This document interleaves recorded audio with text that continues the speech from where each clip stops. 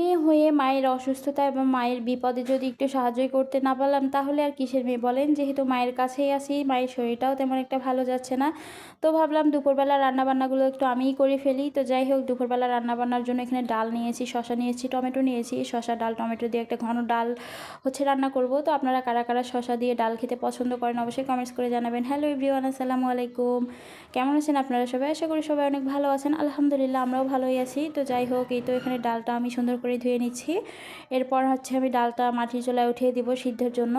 তো ডালটা এদিকে সিদ্ধ উঠিয়ে দিয়ে এর মধ্যে আমি শসা টমেটো এগুলো সুন্দর করে কেটে ফেলবো। তারপর ঢেঁড়স ভাজি করবো দুপুরবেলার জন্য, সেটাও কেটে ফেলবো। আসলে আমি সম্পূর্ণ ভিডিও ক্লিপস নিতে পারিনি, যেহেতু ছোটো বাচ্চা নিয়ে আমার কাজগুলো করতে হচ্ছে। মায়ের শরীরটাও ভালো না, আর মা তারপরেও আমার ছেলেকে একটু দেখাশোনা করতেছে। ছেলেকে মায়ের কাছে রেখে এই তো টুকটাক করে আমি কাজগুলো এদিকে করে ফেলতেছি। আসলে সম্পূর্ণ ভিডিও ক্লিপস এজন্যই নিতে পারতেছি না। তো যাই হোক, ডালটা আমি সিদ্ধ করে রেখে দিলাম এক সাইডে, রেখে দিয়ে তারপর এখানে ঢেঁড়সটাও ভাজি করে ফেলতেছি। আর আপনারা কারা কারা ঢেঁড়স ভাজি খেতে পছন্দ করেন অবশ্যই কমেন্টস করে জানাবেন। আর ছোটোবেলা থেকে কিন্তু এই ঢেঁড়স ভাজিটা খেতে আমি ভীষণ পছন্দ করে থাকি। আসলে ঢেঁড়স খাবারটাই আমার অনেক পছন্দের, যেভাবেই রান্না করি না কেন খেতে ভীষণ ভালো লাগে আমার কাছে। তো আপনাদের ভালো লেগে থাকলে অবশ্যই কমেন্টস করে জানাবেন। এই তো এদিকে আমার ঢেঁড়স ভাজিটা প্রায় হয়ে গিয়েছে। ঢেঁড়স ভাজির এটাই ফাইনাল লুক। এখন আমি ঢেঁড়স ভাজিটা এদিকে নামিয়ে রাখবো। নামিয়ে রেখে অন্যদিকে আমি ডালটা বাগার দিয়ে নেব। ডালটা আগেই সর্ষে টমেটো দিয়ে সুন্দর করে সিদ্ধ করে রেখেছি।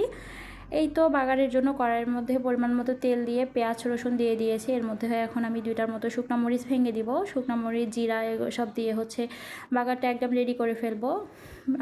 ব্রাউন কালার আসলেই আমি ডালটা এখন আমি দিয়ে দেবো এর মধ্যে। তো আপনারা কারা কারা ডাল ভাজি খেতে পছন্দ করেন? এর মধ্যে আলু ভর্তাটা হলেও কিন্তু জমেই যায়।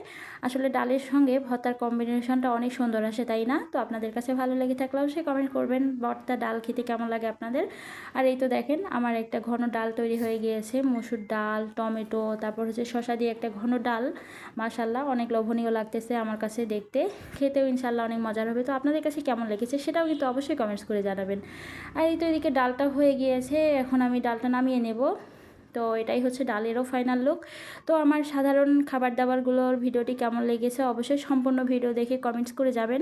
ভিডিওটি ভালো লেগে থাকলে লাইক কমেন্ট শেয়ার করে পাশে থাকবেন। আমার ছোট্ট পেজটিকে ফলো দিয়ে সবাই সাপোর্ট ভালোবাসা দিয়ে যাবেন। তো সবাই ভালো থাকবেন, সুস্থ থাকবেন। আল্লাহ হাফেজ।